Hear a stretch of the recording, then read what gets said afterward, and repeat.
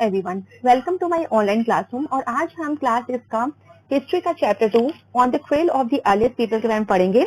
यानी किस तरह से आरंभिक मानव की खोज में क्या क्या चीजों के बारे में हम जानेंगे आज इस चैप्टर में। साथ ही देखिए इंट्रोडक्शन में काफी इंपॉर्टेंट जो हम स्टार्ट करने वाले पॉइंट है वो है कि जो अर्लीस्ट पीपल थे वो क्यों हमेशा हमेशा इधर उधर घूमते रहते थे, क्या उनके पीछे क्या रीजन थे। तो देखिए जैसे कि हमें अच्छे से पता है कि अगर हम इस सब कॉन्टिनेंट्स में देखें तो 20 साल से लगभग से, ठीक है, 20 लाख साल पहले से यहाँ पे जो अर्ली ह्यूमन बींग्स थे वो रहा करते थे। और आज हम उन्हें जो है शिकारी खाद्य संग्राहक के नाम से जानते हैं, जिस हंटर गैदरर्स। और ये नाम उनको कैसे मिला? ये नाम उनको इसलिए मिला क्योंकि वो किस एक तरीके से जो अपना फूड था उसको कलेक्ट करते थे, इस वजह से उनको ये पर्टिकुलर नाम मिला और इस नाम से हम उन्हें जानते हैं। जनरली देखा गया है कि जो अर्ली ह्यूमन थे वो अपने शिकार को हंट करते थे, शिकार करते थे, फिशेस को पकड़ते थे, बर्ड्स को पकड़ते थे, जगह जगह से अपना फ्रूट्स और जो नट्स होते थे, सीड्स थे, लीव्स थे, स्टॉक थे और एग्स थे, उनको कलेक्ट किया करते थे। तो मेनली उनका भोजन का जो सोर्सेस थे वो ये सारे थे। इसके साथ ही वो देखिए बहुत ही वैरायटी ऑफ जो प्लांट्स थे ट्रॉपिकल लैंड में जो पाए जाते थे वहां से अपने खाने को कलेक्ट करते थे और ये एक तरह से उनके लिए काफी इंपॉर्टेंट फूड सोर्स भी रहते थे।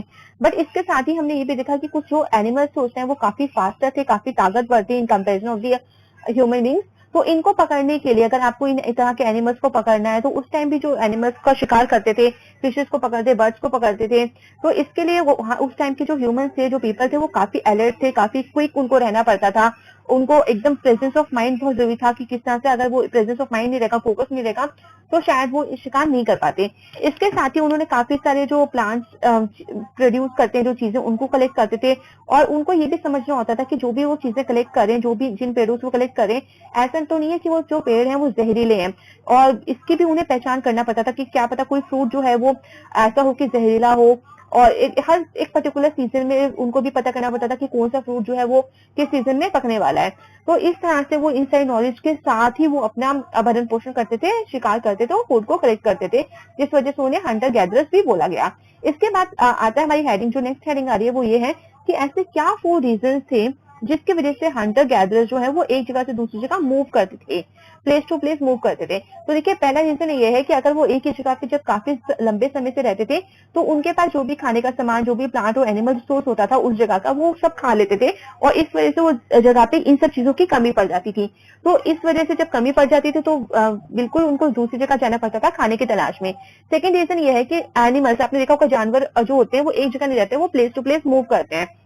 तो अब जानवर एक जगह से दूसरी जगह जा रहे हैं तो जो इंसान इनको खाते हैं तो वो भी तो इनकी सर्च में इनको ढूंढने एक जगह से दूसरी जगह जाएंगे।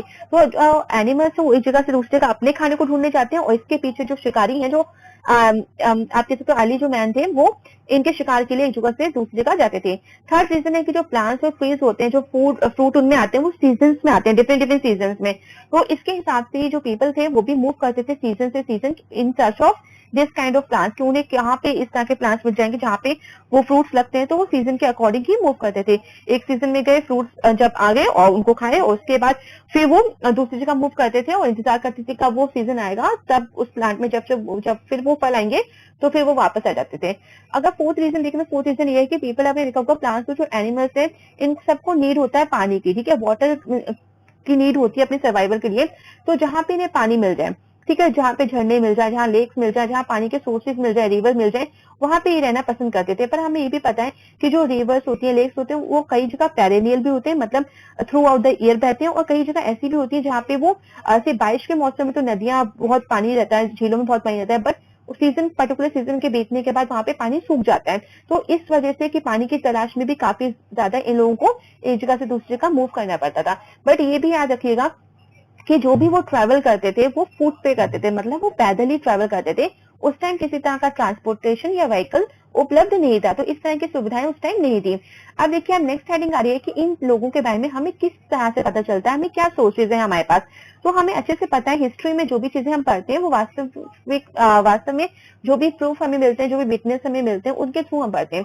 तो आर्कियोलॉजिस्ट जो काफी ज्यादा जानकारी रखते हैं, काफी ज्यादा इन चीजों को कलेक्ट करते हैं जो भी अर्ली ह्यूमन मेंस की होती है, तो इसकी स्टडी करते हैं, वो पता करते हैं कि ये जो पर्टिकुलर चीज है वो किस एरा से, किस टाइम से रिलेटेड है। तो इसी तरह से जो आर्कियोलॉजिस्ट है उन्होंने काफी सारी चीजें मिली उनको हंटर गैदरर्स की जो वो इस्तेमाल करते थे, जिनका वो प्रयोग करते थे उस टाइम पे, तो उसके बेसिस पे आर्कियोलॉजिस्ट ने बताया इन हंटर गैदरर्स के बारे में हमें। तो उन्होंने काफी कलेक्ट किया, उन्हें काफी सारा मटेरियल मिला, जैसे टूल्स मिले, स्टोन से बने हुए टूल्स मिले, वुड एंड बोन के टूल्स मिले, जिसमें स्टोन टूल्स को काफी ज्यादा इस्तेमाल किया गया है।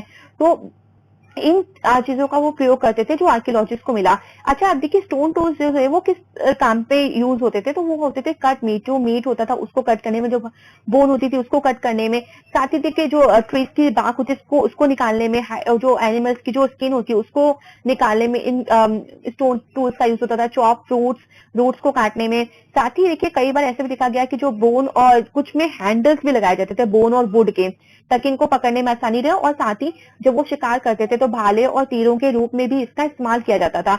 इसके साथ ही देखिए कुछ ऐसे अदर भी टूल्स थे जो पाए जाते थे, जो लकड़ी काटने के इस्तेमाल में यूज होते थे, क्योंकि जो वुड है वो फायर वुड के लिए यूज होती थी, और वुड जो है वो और भी कामों में इस्तेमाल होती थी, हट्स, उससे हट्स बनती थी, टूल्स बनते थे, तो उनके काटने के लिए भी अलग तरह के टूल्स का इस्तेमाल किया गया। इसके बाद देखिए तो और प्लेसेस अगर मार्क की जाए, आप देखोगे कि आर्कियोलॉजिस्ट ने काफी सारी जो प्लेसेस हैं वो आपकी बुक में आपको एक मैप दिखेगा, जिसमें आप रेड ट्रायंगल से मार्क की गई हैं आर्कियोलॉजिस्ट साइट्स हैं ये, और किसकी साइट्स हैं ये, हंटर गैदरर्स की साइट्स हैं। तो हंटर गैदरर्स जो है लिव वो काफी डिफरेंट प्लेसेस पे रहते थे, बहुत सारी जगहों पे रहते थे, जो आप मैप में देख पाओगे। इसके साथ ही काफी सारी साइट्स लोकेट की गई, आप देखोगे पूरा मैप स्टडी करोगे तो आपको मिलेगा कि जो भी साइट्स हैं वो काफी सारी लोकेट की गई है sources of water such as rivers और लेक्स के पास। और क्योंकि जैसे बोला ही गया कि आपको मैंने बताया कि पानी की काफी ज्यादा नीड होती है, तो बिल्कुल जहाँ पे इन्होंने रहना स्टार्ट किया तो अपने सर्वाइवल के लिए जहाँ पे वाटर उपलब्ध था वहां पे इन्होंने रहना स्टार्ट किया। फिर स्टोन टूल्स की बात करें तो स्टोन टूल्स काफी इनके लिए इंपॉर्टेंट रहे, इन्होंने हर जगह स्टोन टूल्स को इनके पाया गया, पीपल ने काफी सब फाइंड आउट भी किया, और गुड क्वालिटी स्टोन जो थे वो बहुत इजिली वो पाए जाते थे, बहुत इजिली अवेलेबल हो जाते थे। इसके साथ ही जिस प्लेस पे ये जो स्टोन है पाए जाते थे और ये उन टूल्स को बनाते थे, उस प्लेस को फैक्ट्री साइट्स बोला जाता था। तो अब हमें जानना है कि किस तरह की फैक्ट्रीज होती थी, किस इस्तेमाल में होती थी। तो यहाँ पे बेसिकली जो ब्लॉक्स ऑफ स्टोन होते थे, टूल्स होते थे, वो बनाए जाते थे, और अगर वो अच्छे नहीं बने होते थे तो परफेक्ट उनको बनाया जाता था, अगर परफेक्ट नहीं बनते थे तो फिर उनकी इतनी वैल्यू वहां पे नहीं होती थी। इसके साथ ही देखिए काफी सारे ऐसी चीजें बाद में जब ह्यूमन आर्कियोलॉजिस्ट ने वहां पे स्टडी किया तो उन्हें काफी सारी ऐसी चीजें फाइंड आउट हुई, ठीक है ना। तो ऐसे उपकरण मिले जिन्हें लोग इन स्थलों पर छोड़ गए होंगे क्योंकि वह ठीक नहीं बने होंगे, ठीक है। इस वजह से उन्होंने काफी सारी चीजों को डिस्कार्ड भी कर दिया था।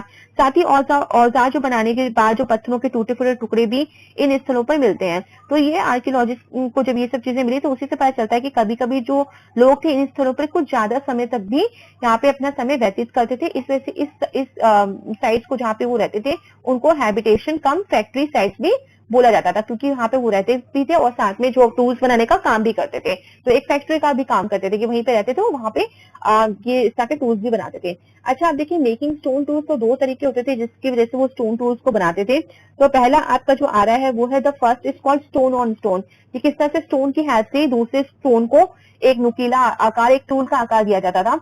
तो इसमें एक टेबल लिया जाता था और मतलब टेबल मतलब एक पत्थर को ही टूल की तरह इस्तेमाल करते थे और दूसरे पत्थर को दूसरे हाथ में होल्ड करते थे और उसको जैसे हथौड़ी होती है ना, हैमर, उसकी तरह यूज करके उस जो पत्थर को आप आकार दे रहे हो, दूसरे वाले पत्थर को जिसको आपने होल्ड किया है, तो उसको एकदम कटाई मतलब बिल्कुल उसको शेप दिया जाता था जिससे वो एक टूल की तरह लगता था।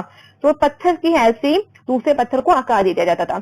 दूसरा क्या होता था, दूसरी जो टेक्निक है वो प्रेशर फ्लैकिंग की होती थी, और इसमें क्या करते थे कि यहाँ पे आप कह सकते हो क्योंकि दबाव देके एक तरह टेक्निक है, पूरी प्रेशर देके, तो इसमें जो क्वाड को एक स्थिर सतह पर टिकाया जाता था और इस क्वाड पर हड्डी या पत्थर रखकर उस पर हथौड़ी नुमा पत्थर से उस शेप दिया जाता था जिससे कि आपको एक जो पर्टिकुलर टूल इससे बन जाए। इसके बाद देखिए फाइंडिंग आउट अबाउट फायर, अगर फायर की कहानी किस तरह से फायर इन्वेंट हुई थी, कहाँ पे इसके प्रूफ मिलते हैं, तो देखिए कुरनूल की केव जो आंध्र प्रदेश में मिली है वहां पे काफी सारी राख वहां पे मिली, तो एक समझ में आता है, वहां से एक उदाहरण मिलता है कि उस टाइम जो लोग थे वो फायर से फैमिलियर थे, उनको आग जलानी आती थी और हो सकता है कि वो फायर किस काम में इस्तेमाल करते थे, तो उस टाइम वो लाइट के रूप में भी कि रोशनी की तरह उसको यूज करते थे, साथ ही मीट को पकाने के लिए और साथ ही एनिमल्स को डराने के लिए भी फायर का इस्तेमाल करते थे। आप देखिए चेंजिंग इन्वायरमेंट, धीरे धीरे टाइम टू टाइम किस तरह से इन्वायरमेंट चेंज होता गया, क्लाइमेटिक कंडीशन चेंज होती गई। तो 12,000 साल अगो पहले की बात की जाए तो काफी ज्यादा क्लाइमेट चेंज हुआ और ये शिफ्ट हुआ वार्म कंडीशंस में, और इसकी वजह से काफी ज्यादा ग्रासलैंड जो थी, घासें उग गई, ठीक है, डिफरेंट डिफरेंट प्लेसेस में। और इसी के साथ ही कि किस तरह से स्टोन टूल्स बनाए गए। तो one of the two techniques तो हमने पता ही कर ली कि किस तरह की वो जो टेक्निक्स होती थी। और इसके साथ ही देखिए ये भी हुआ कि जब ग्रासलैंड इतने सारे बढ़ गए तो धीरे धीरे जो number of deer, antelope, goat, sheep and cattle, जो इस तरह के एनिमल्स थे जो सर्वाइव, जो हार्बीवोरस एनिमल्स आप कह सकते हो, जो सिर्फ घास खाते थे, तो उनकी संख्या भी काफी बढ़ गई। तो इस वजह से अब एक होगा कि जो ह्यूमन बींग्स थे, अर्ली ह्यूमन बींग्स थे, उनको खाने के काफी ज्यादा सोर्सेज भी मिल गए। और फिशिंग तो हमेशा ही इंपॉर्टेंट रहा।